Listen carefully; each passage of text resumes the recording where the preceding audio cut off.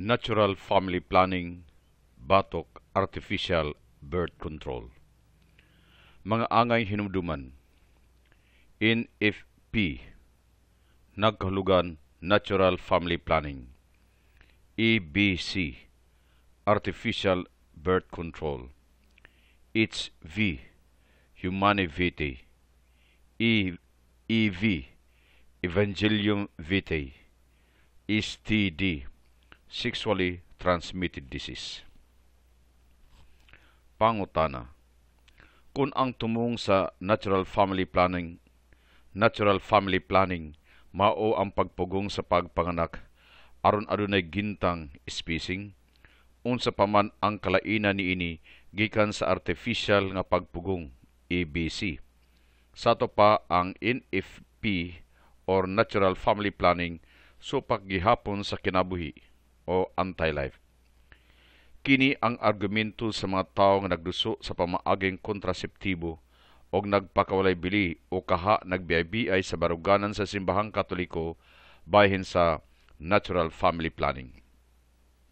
Mas masabtan nato ang kaminungdanon sa natural family planning kung dili mahimulag sa uban nga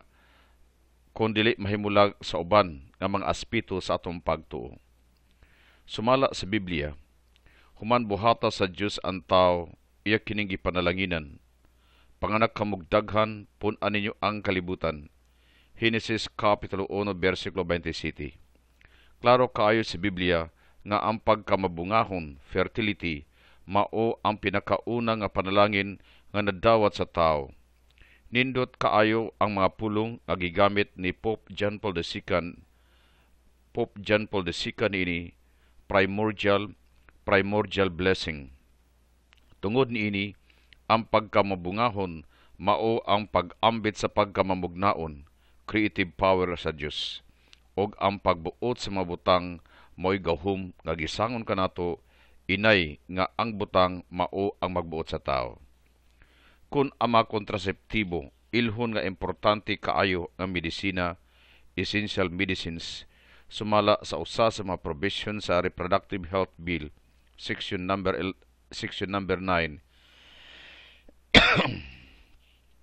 giila di ay nga ang pagpanamkon sa usa ka dimalas course og ang mga bata sulod sa sabakan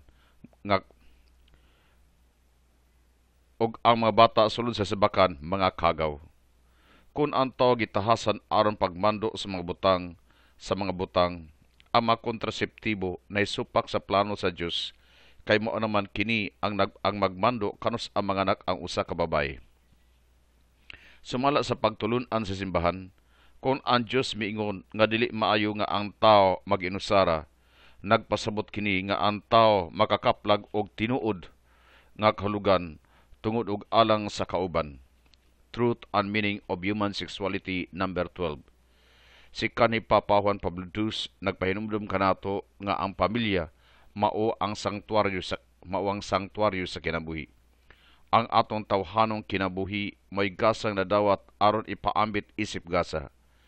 Sa paghatag og sinugdanan sa bag-ong kinabuhi, ang mga ginikanan miila nga ang bata usa ka gasa alang kanila. Tungod niini, ang papel sa pamilya sa pagpatunhay sa kultura sa kinabuhi mahinungdanon kayo og dili kapulihan.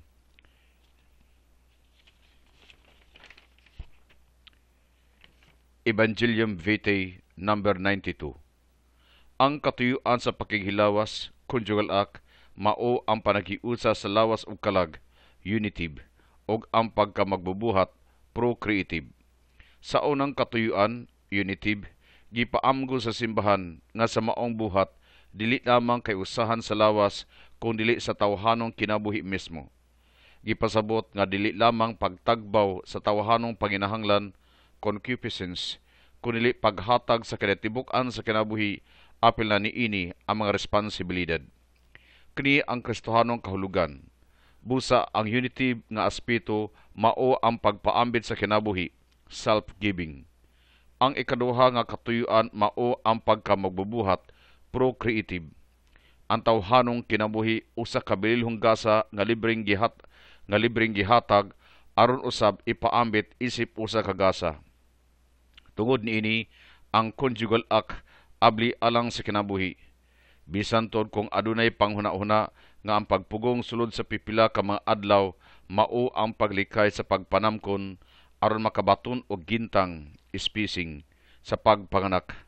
Apan kini dili gid hingpit nga tumong kay kung masipyat unya makapanamkon andaman gihapon sa pagdawat sa bata.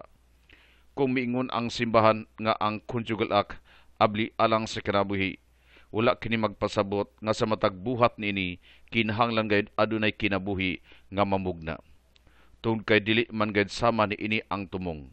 Gani pipila man lamang kaadlaw nga mabungahon, fertile ang babaye. Ang ipasabot mao nga diha sa maong buhat ana ang pagkaandam, pag-ambit sa kinabuhi ug paghatag sa kinabuhi, life-giving. Busa ang unitive, self-giving, ang procreative, life-giving. Mao kini ang gihatagan ni Papa Paulo VI o gibugaton diha sa encyclical Humanae Vitae number 12. Mga kayuhan nga makutlo sa natural family planning. Una, pagpalawom sa kalugan sa gugma.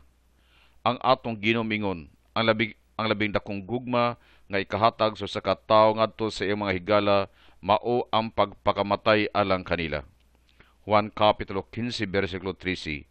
Kining maong mga pulong nagpahinumdom kanato nga kung kita mahigugma, andam kita magpasakit, magsakripisyo alang sa atong gihigugma.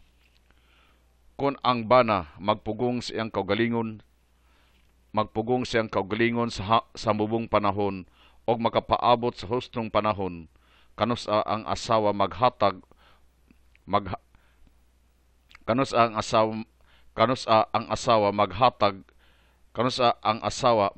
na og pagtugot alang sa paghatag og gintang kini usa ka pagsakripisyo alang sa tawo nga iyang gihigugma. Kung ang bana nahigugma siyang asawa apan dili mudawat sa responsibilidad sa pagkahuman sa maong buhat, busa proteksyonan ang iyang kaugalingon aron dili makapanganak, dili kini paghigugma sa kinatibuk-an siyang asawa, kun dili hakog kay ang tinuod nga paghigugma apil man ang pagkamabungahon, fertility sa asawa. Tungod ini kinahanglan ang tinuod nga pagsinabtanay sa bana og sa asawa. Ikaduha, hustong pagsabot sa pagkapinilan, stewardship. Ang atong tawhanong lawas ang atong tawhanong lawas usa ka bilinhong gasa nga gihatag sa Dios aron ampingan. Balaanon kining maong panglawas tungod kay maora kining lawasa ang mabanhaw sa ulahing mga adlaw. Sa 1 Korinto Kapitulo 3 versikulo 16, si San Pablo nagpahinumdom kanato nga ang atong lawas mao ang templo sa Dios og ang Espiritu sa Dios mipuyo sa matag usa kanato.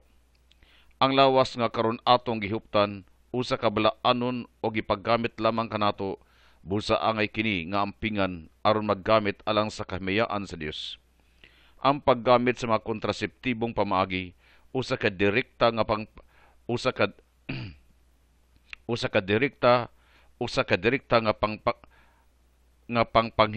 pagpanghilabot og pagpanamastama sa kabalaanon sa lawas nga gipiyan lamang kanato.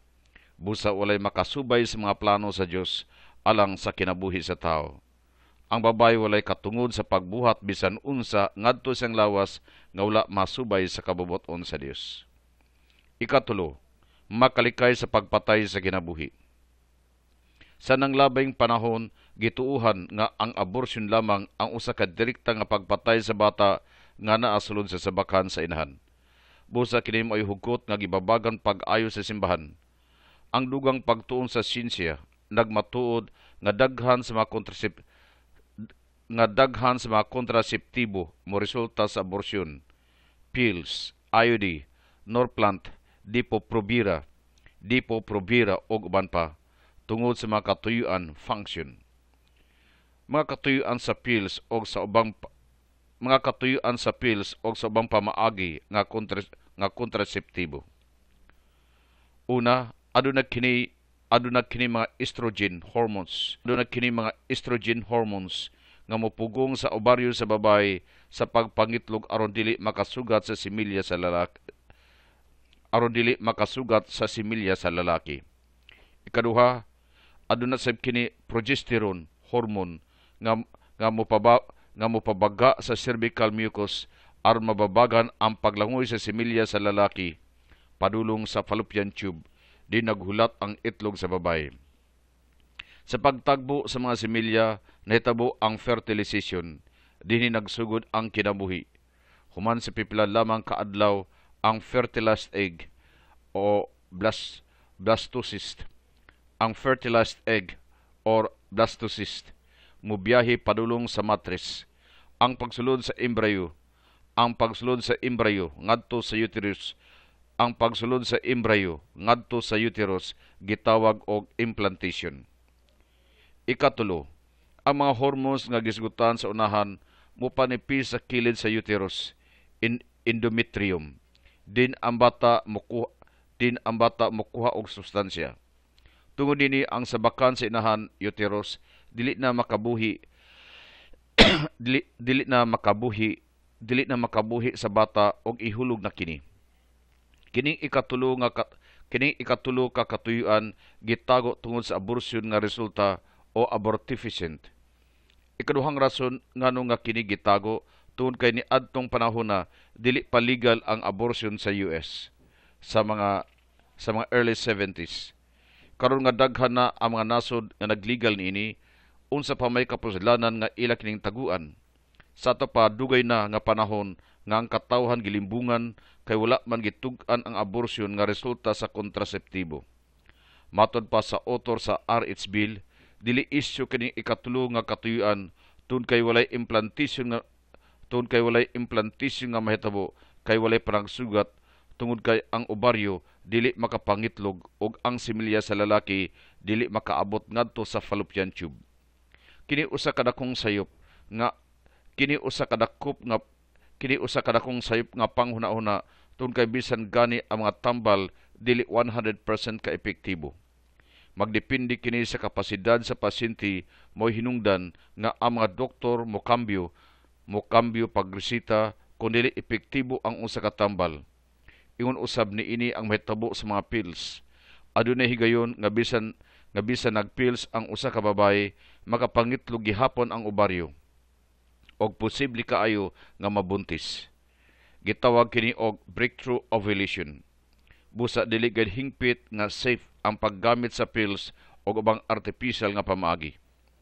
Kini nagpadayag lamang nga ang mga managtiayon nga migamit ni ini mga paagiha nahimong mamumuno sa ilang kaugalingong mga anak. Ikaapat, paglikay sa grabing mga sakit nga epekto sa mga kontraseptibo.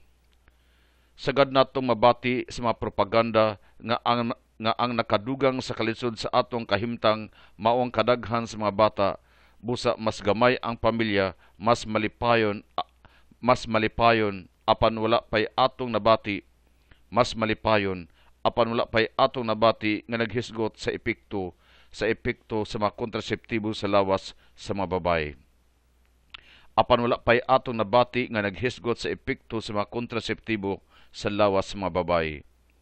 Ang IARC or International Agency for Research on Cancer, usa ka ahensya sa World Health Organization, naghimo sa dugay og makuti nga pagtuon mahitungod sa mga hormones nga gigamit sa mga pills og napamatud-an nga kini mga butang nga carcinogenic o makakanser. Ang resulta nining maong pagtuon gipublish sa press release number 27 niadtong July 29, 2005. Daghan pa ang mga pagtuon sa natad sa medisina nga nagmatuod niini apan wala gibutyag sa mga promoter sa kontraseptibo.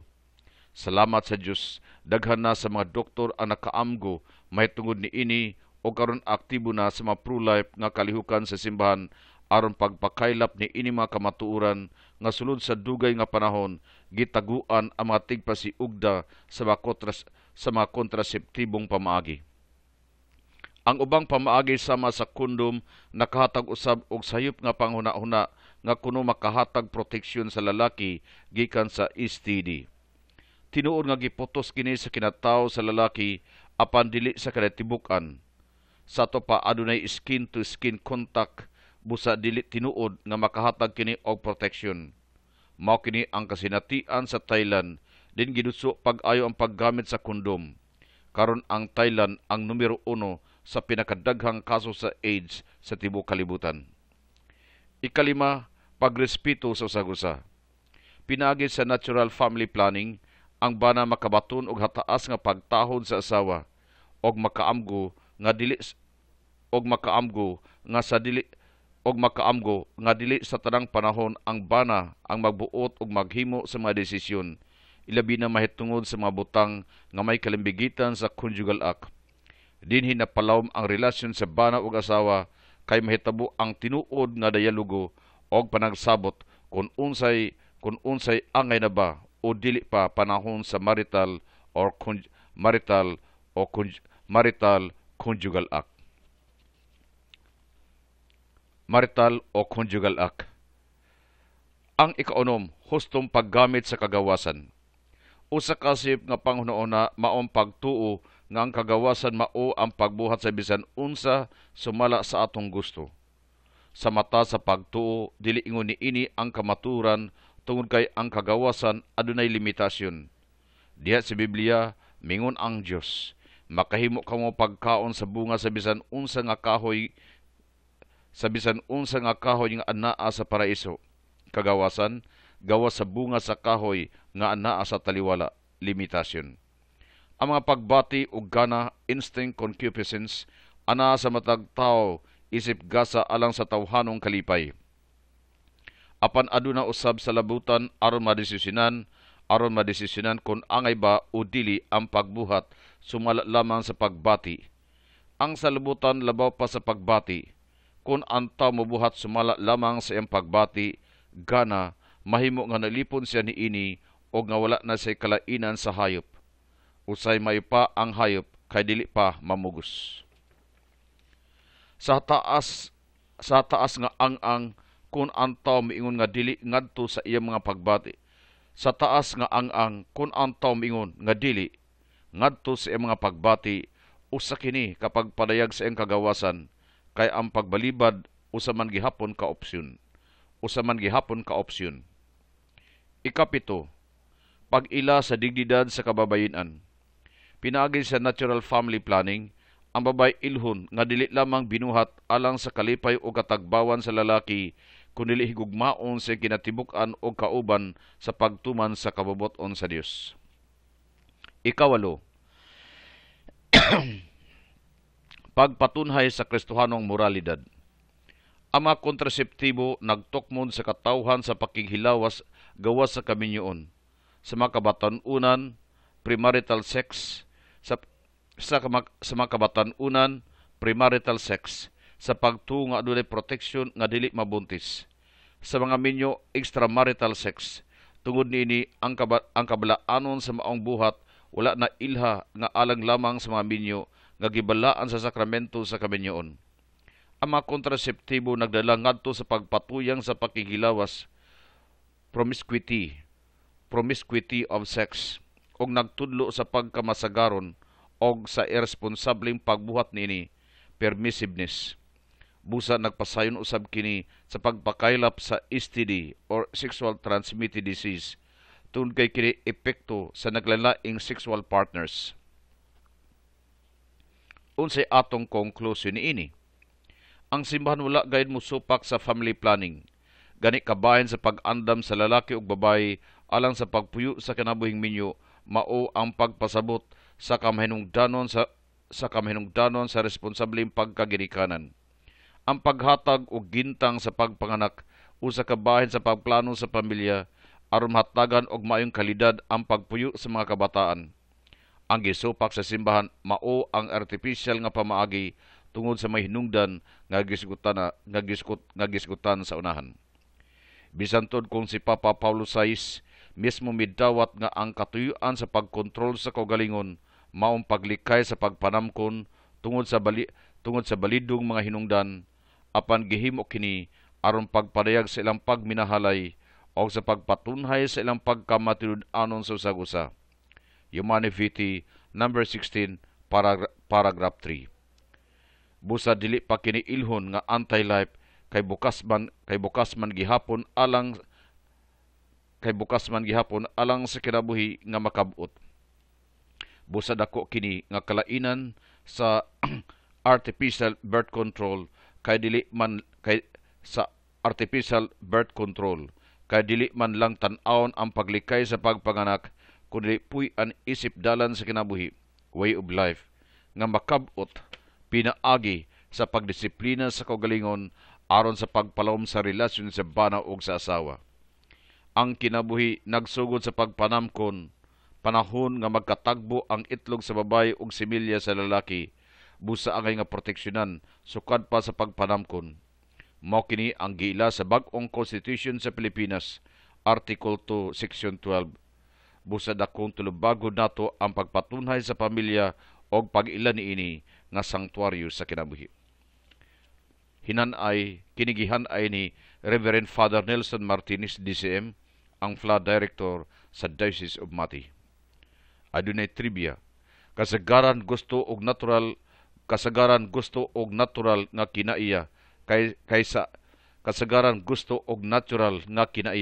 kaysa artificial.